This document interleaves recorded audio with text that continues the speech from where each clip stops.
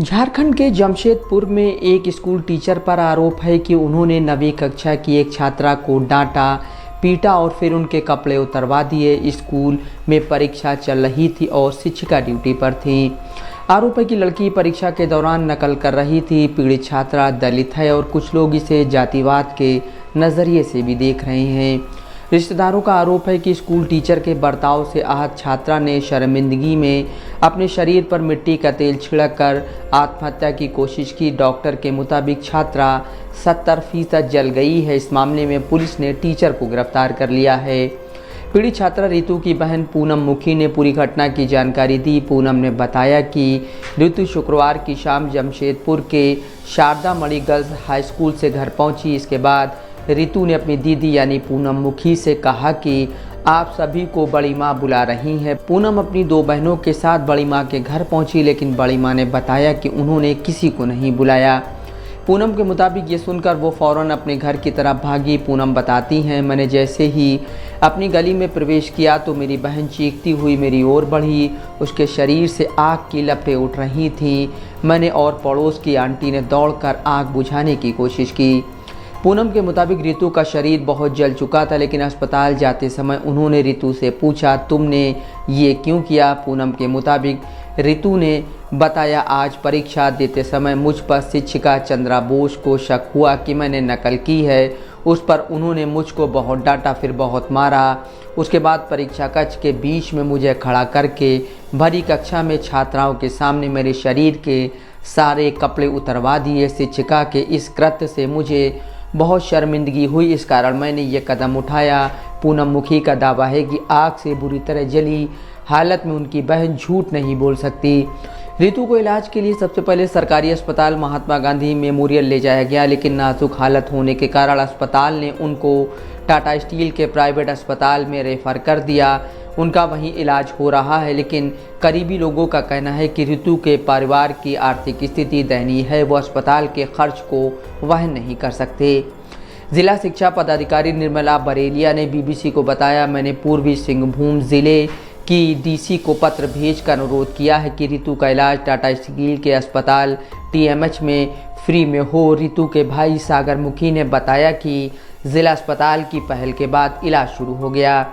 Ritu Tata main अस्पताल के burn care unit में भर्ती हैं। वहां के डॉक्टरों के मुताबिक मरीज का शरीर 70% जल गया है। डॉक्टर के मुताबिक जब मरीज का शरीर 40% से ज़्यादा जल जाता है तब मरीज की जान को खतरा हो जाता है। रितु की सहपाठी अनीशा साहू ने बीबीसी से बातचीत में दावा किया कि चंद्रा मैम ने जब रितु से कपड़े उतरवाए तब कक्षा में 50 छात्राएं मौजूद थीं।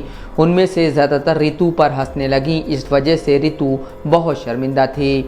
रितु की सहपाठी मनीषा नायक ने दावा किया, कपड़े उतरवाने की घटना के बाद चंद्रा मैम रितु को प्रिंसिपल के पास ले गईं। उसके बाद चंद्रा मैम रितु को वापस परीक्षा कक्ष में ले आईं, लेकिन आगे की परीक्षा देने के लिए कॉपी नहीं दी और कहा कि अब परीक्षा देकर दिखाओ। रितु रोती रही।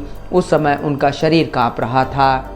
अनीसा साहू, मनीषा नायक, प्रियंका कुमारी और भारती कुमारी का आरोप है कि शिक्षिका चंद्रा दास अक्सर स्कूल की छात्राओं को अपशब्द कहती थीं। छात्राओं ने जो शिकायत की है उसे बयां करना मुमकिन नहीं है। रितु जमशेदपुर की छायानगर बस्ती की रहने वाली हैं। इस बस्ती में लगभग 300 घर हैं, जिनमें शायद ही किसी घर की छत पक्की हो। रितु के घर में एक कमरा है जिसकी छत भी एस्बेस्टस से बनी है। रितु के रिश्तेदार लक्ष्मण प्रसाद ने बताया कि रितु के पिता मजदूरी करते थे। उनका देहांत 10 साल पहले हो गया था। इसके बाद 4 बेटी व 1 बेटे की जिम्मेदारी रितु की मां सरस्वती देवी के कंधों पर आ गई। वह एक प्राइवेट कंपनी में काम करती हैं। उन्हें 6000 रुपये मासिक वेतन मिलता है। रितु के भाई सागर मुखी भी मां के साथ काम करते हैं, लेकिन वह शिक्षा भी हासिल कर रहे हैं। उनकी चारों बहनें पढ़ाई कर रही हैं।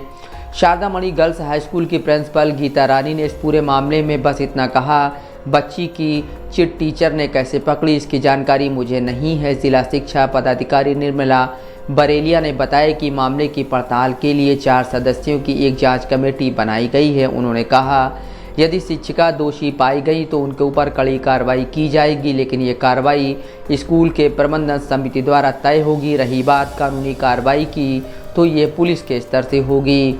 जमशेदपुर के सीताराम डेरा थाना में इस मामले में एक एफआईआर दर्ज हुई है। पुलिस अधिकारियों के मुताबिक लगभग 50 साल की शिक्षिका चंद्रा दास पर आईपीसी की धारा 323, 341, 509, पोक्सो एक्ट की धारा 12 एवं जेजे की धारा 75 के तहत केस दर्ज किया गया है। जमशेदपुर के एसएसपी प्रभात कुमार ने कहा, टीचर को गिरफ्तार कर जेल भेज दिया गया है। मुखी समाज से संबंध रखने वाले पूर्व मंत्री दुलाल भुइया ने कहा, ऋतुमुखी दलित समाज से हैं। स्कूल से ऐसे कई मामले सामने आ चुके हैं जिनमें दलित छात्रों के साथ सौतेला व्यवहार होता है। उनका आरोप है कि ऋतु के साथ घटी ये घटना कहीं न कहीं जातिवाद से संबंधित है। पूर्व मंत्री भुइया ने मांग की है कि जांच के लिए परीक्षा कक्ष के सीसीटीवी कैमरे की रिकॉर्डिंग देखी जानी चाहिए। Mohammad Asim Siddiqui, Dastak live news.